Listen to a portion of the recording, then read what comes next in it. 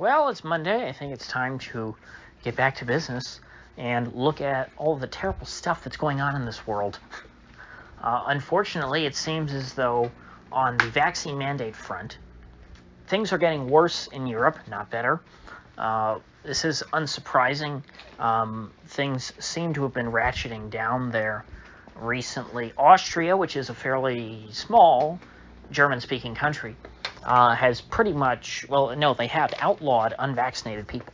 They are now illegal, and they are going to be sending their little vaccine Gestapo, as I'm sure many of you know, although I guess it's not a super widely circulated story, but it's an old story from a couple weeks ago. They're going to be sending their Vax Gestapo door to door, hunting down the unvaccinated, and so that they can, I guess, take care of that, or serve them with a hefty fine, which probably is going to be insurmountable. And so if you live in Austria, you have no choice anymore. There is no decision. It's not like, you're banned from the grocery store, so you have to opt for curbside pickup. It's no, period. You can't exist in Austria if you are not jabbed. Now, Austria's neighbor, big brother, whatever you want to call them, the Germans, old big Germany, one of the two major states left in the EU. The UK's gone, so it's pretty much Germany and France running the show. They apparently, the Bundestag, their first agenda item when they come back after the new year is going to be imposing a vaccine mandate on the general public. Not just healthcare workers, which they did just recently. Not just school teachers or government workers. No, everybody. If you are German, you're going to get the shot. That's period, end of story. It's a matter of definition. If you are German, you are vaccinated, period. And presumably, if you refuse, they will hunt you down and persuade you. And so, with first Austria, now Germany, going all in, because pretty much all these European countries have made the unvaccinated into, at the very least, second-class citizens. It's still possible to exist. I'm not someone who likes to make Nazi comparisons because I find them to be boring. There's a lot of historical references that you can make when it comes to political situations, but in this case, there's not a whole lot of precedent for this sort of thing outside of the Third Reich. So, in order to understand what it's like to be unvaccinated in most of Europe right now, think of it as being a Jew in Germany before the Holocaust. It's not comfortable. It's not something that the government, wants around, but you can exist. There were people in Germany who were Jewish, who stayed there right up until the Holocaust, either because they couldn't get out or they wanted to stay in their country because that was their country, and they were saying, oh, well, this will blow over at some point. Well, they eventually found out it wasn't going to blow over, and the state came in and started rounding them up. And they're just about at that point in Austria and Germany. The rest of Europe is still just in the phase of extreme repression. And I think it's no coincidence that we see this ramping up as vaccine efficacy is waning to, being nearly, to nothing, basically. Because it doesn't seem like the vaccines have much of an effect at all on Omicron. And also, I think it's no coincidence that as Omicron is taking over and seems to be extremely mild and is acting in and of itself like a live vaccine, to borrow a phrase from Putin, going around and granting people natural immunity with the price of suffering what is basically a cold, from what we're hearing.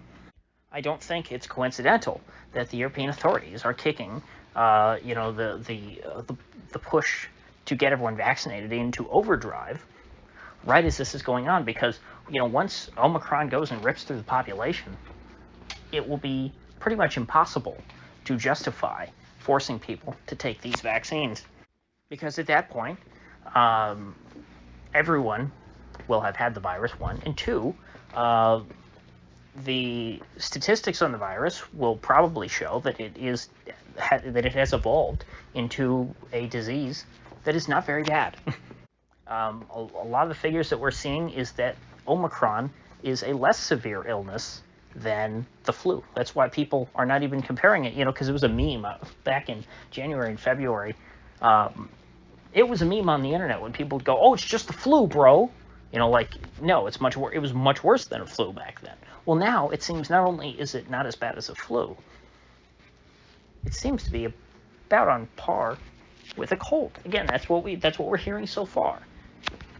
And so if that's the case, they don't send the police door to door to make sure that everybody got their flu shot, let alone if there was such a thing as a common cold shot. You wouldn't be sending police door to door, so they have to keep the frenzy going, because if, this is kind of this might be their last chance if you're on Team Fear, because it will be very hard to deny Team Reality's sanity once we have more stats on Omicron, if they continue to pan out the way it's looking right now. In South Africa, we're told that hospitalization, amongst Omicron relative to Delta, is down 80%. 80% less hospitalizations. That would bring us to like 0.17% hospitalization rate. Less than 0.25% of people who get the virus get hospitalized. And, I guess you could say, well, because it's so infectious, everybody's going to get it at some point. But, everybody gets a cold. And that has some hospitalization rate. It's not zero. But it's hard to get much closer to zero than 0.17%. And that number I'm getting, I believe it's because 80% of 0.89%, which I believe is about the hospitalization rate for Delta, so close to 1%, 80% less is 0.17%. So before I think that the pharmaceutical interests and the corporate media were largely focused on trying to suppress the idea of early treatment, because if you had early treatment for this virus, in all likelihood, the hospitalization and death rate would have been significantly lower than it ended up being. They kept the hospitalization and death rate artificially high by suppressing early treatments, which helped to justify this zeal, this vaccine maximalism. That, well, there's nothing this is really, really bad, and the only option we have is to vaccinate everybody, 100% of the population. Nobody can escape.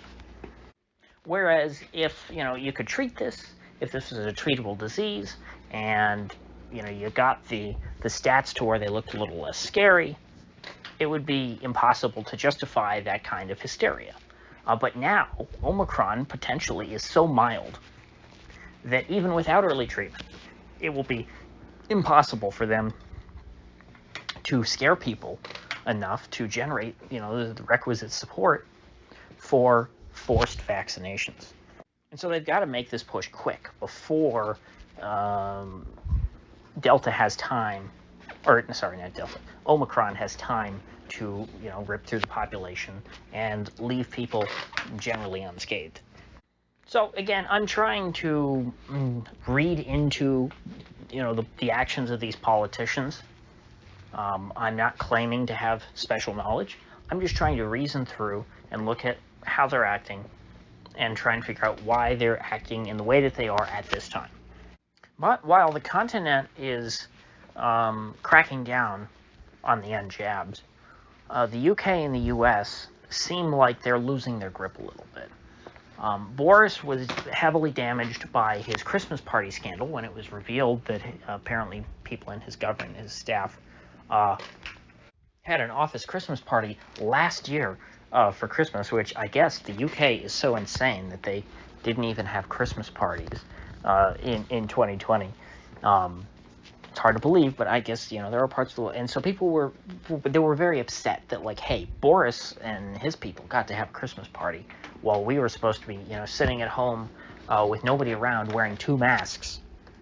And so I think that the hypocrisy has really blunted Boris's ability to come out and say, no, I'm going to drop the hammer on you folks.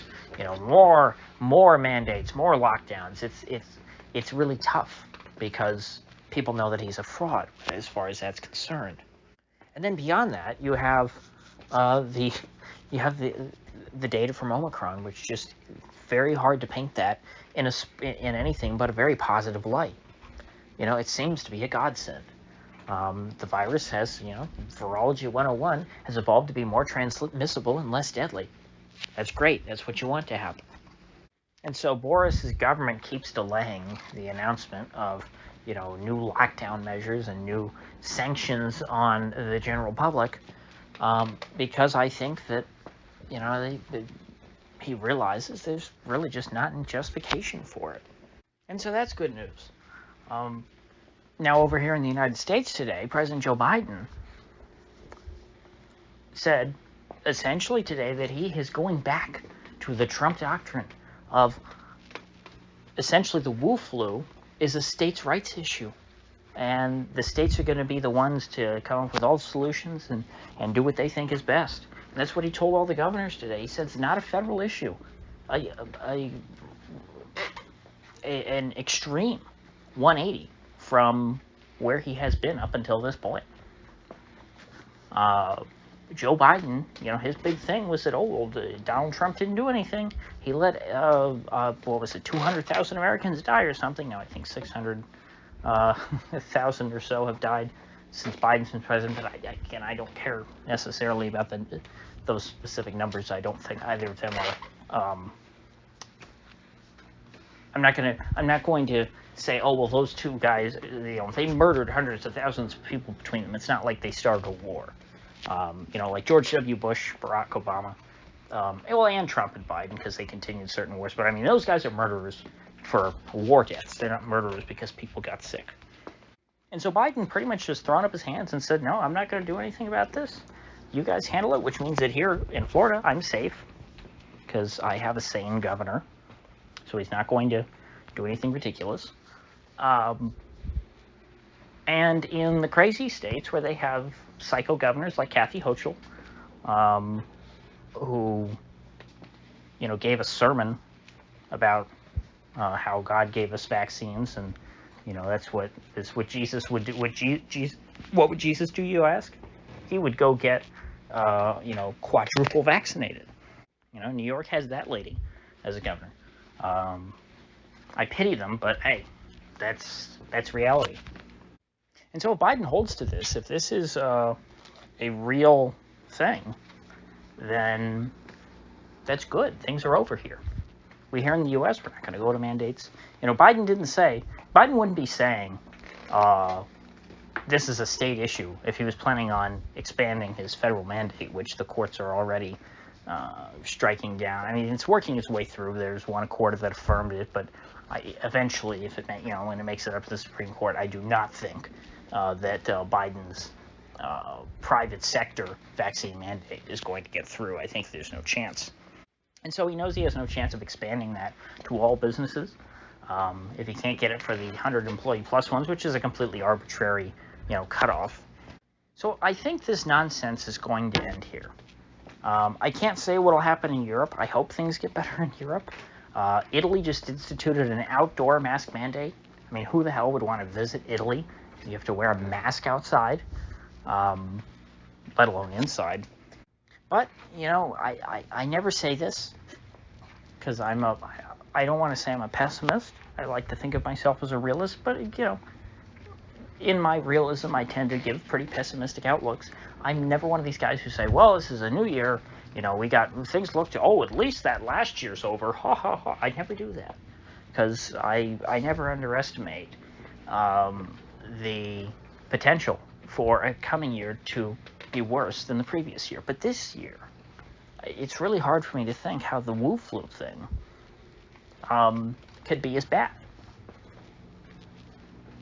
because it just doesn't look like it's going to be such a bad thing anymore. If we give it another month or two, and we've got 100% Omicron in the cases, and people see, hey, this really isn't bad. People aren't dropping like flies. Then I think this stuff can come to an end. And once it's completely over here in the U.S., it will become harder for the rest of the world to justify it. For the same reasons. I don't think Europe can keep its population locked up forever. I don't think that Europe can maintain, this medical apartheid or this total removal of the unvaccinated from society.